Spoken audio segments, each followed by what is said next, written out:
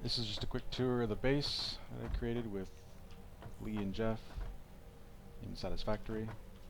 Went for the main bus design. You can see there's, I think the lanes go about 5 high, like this here. Just a little bit of room for expansion, but same idea as like a factorial style bus, where you can pull materials off the bus to the outside. Pipelines, of course, for liquids. All of the main bus components essentially flow in behind me into the storage facility. Belts got kind of tangled trying to figure this out and weave them around each other. Belts will clip pretty easily. It's kind of a weird choice for the game design, but lets you create configurations and stuff like this much easier if the belts can clip. But the belts can't clip through anything other than pipes or themselves, so it's not too bad. This is just junk box that goes into an awesome sink. Kind of give you the high view. Got the space elevator at the top. Just put a little drone factory on the top just for the heck of it. A lot of the base is actually hidden. There's multiple layers to it right now, but the intention was to wrap the main bus in this structure so that it wouldn't lag you. I don't know if it ever actually addressed any lag issues, but some examples on the sides of just the factory approach.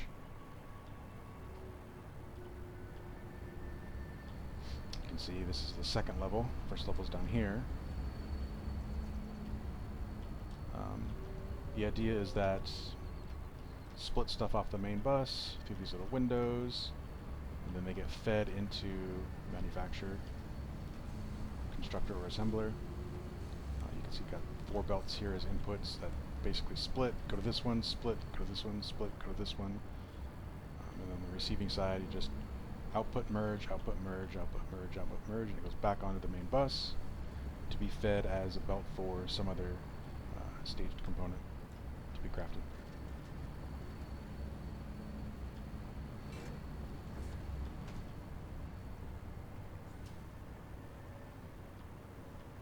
Started to run out of the room at the end, so I just built a second level.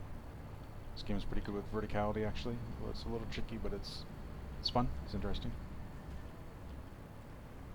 Kind of don't even need to care about the ratios. The whole purpose of this build was to just you just slap down more trivially, and it'll just eat more off the inputs and add to the output. So very extensible.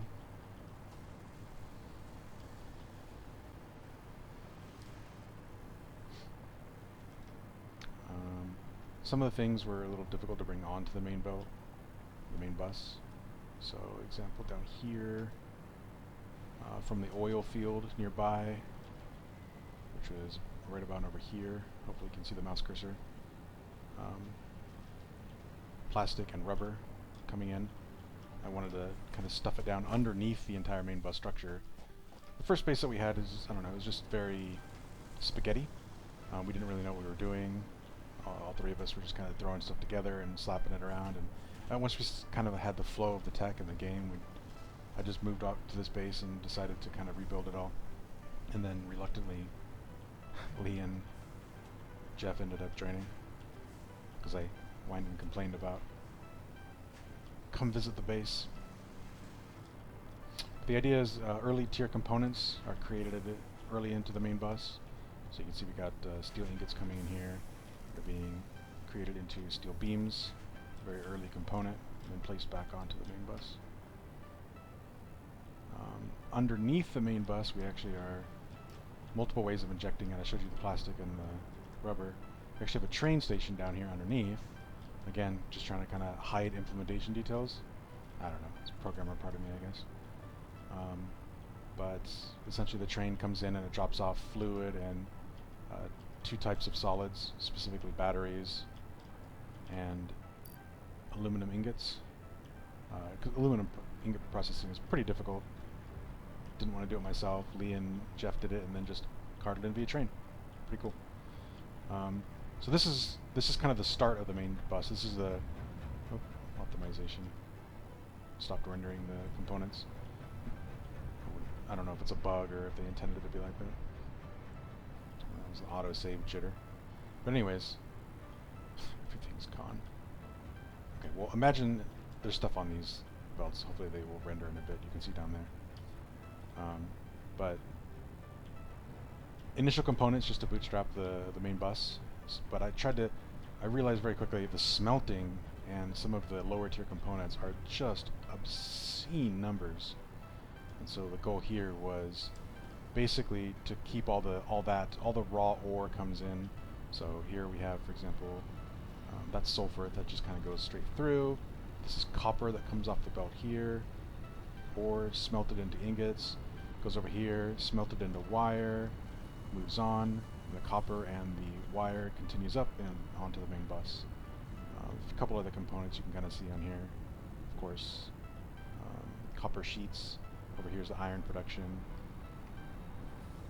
Same idea. Kind of messed up the build here a little bit. I remember this problem in Factorio too. When you first create an input belt here, so the input splits both directions to the left and the right. Here, I'm the ore, I'm coming in, I'm going right here. Splits left, splits right. Then you have two output lanes, right? One output lane there, one output lane there, and you merge them together and you're done, right? Well, when I slapped this down, I realized, oh, I could reuse these outputs so that this output is merging onto here.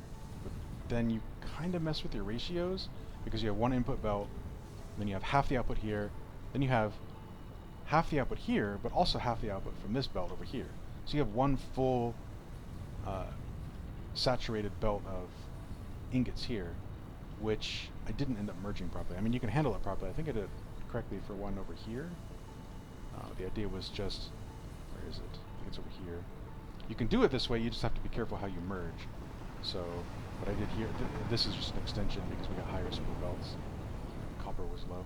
But you can feed the input via, where is the input? Right, so input here, so the shared output lane is here. So this shared output lane is heavier flow than the wings, these two wings over here that are output lanes as well. So you take this and you split it to merge over here, so you get half going this way, half going that way, and then you get one true lane here and one true lane over there. So you can see the higher speed belts don't allow for a fully saturated belt. It's too lazy to expand this. Kind of finished with the game at this point.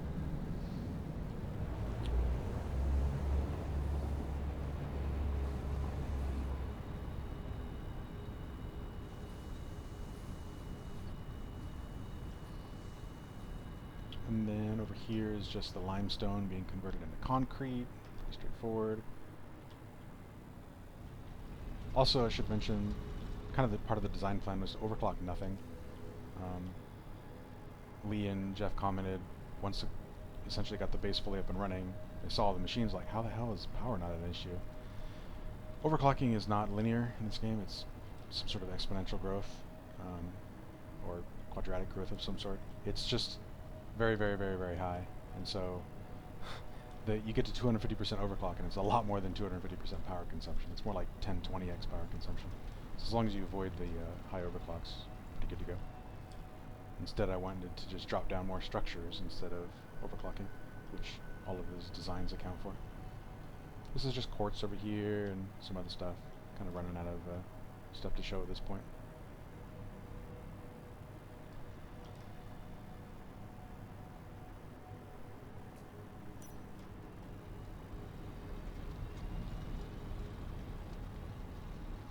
And there's patches all over the place that we have too. So, train kind of comes through here, curves down over here. Man, I really hope the cursor can be seen. You can see the tooltips though, for sure. But the train starts up here, cruises down through here, to the bauxite patch to get aluminum. Fills up with batteries and aluminum, then comes back up and drops it off. Our original base was actually down here, where the tractors are still moving but not really doing very much.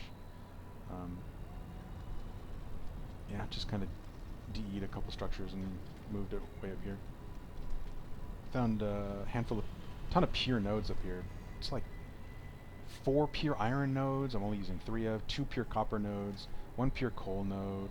2 pure quartz nodes. Oil past this drone over here in the water. Yeah, it was pretty good. Uranium I don't think we hooked up. Endgame for uranium was just power only, apparently, which, I mean, you can shore up in other ways. It's not mandatory. Factorio did a much better job of integrating nuclear power and making it a requirement before endgame. In Satisfactory, it just feels optional. So that's just water coming in from over there.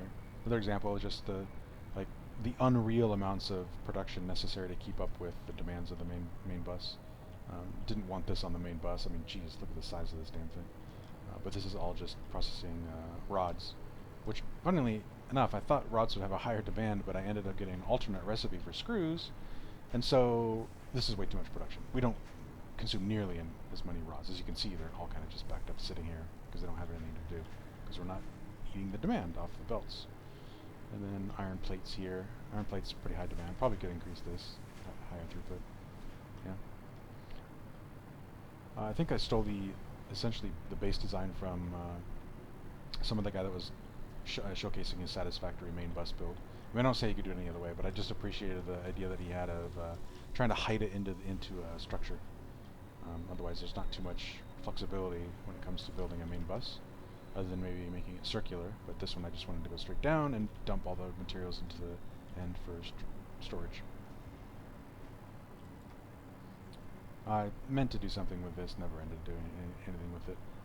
Didn't really have much care to focus on aesthetics as much. That's all. Satisfactory. It's pretty fun. We'll be revisiting it for sure. Probably be a while though before enough content comes out to get us to come back.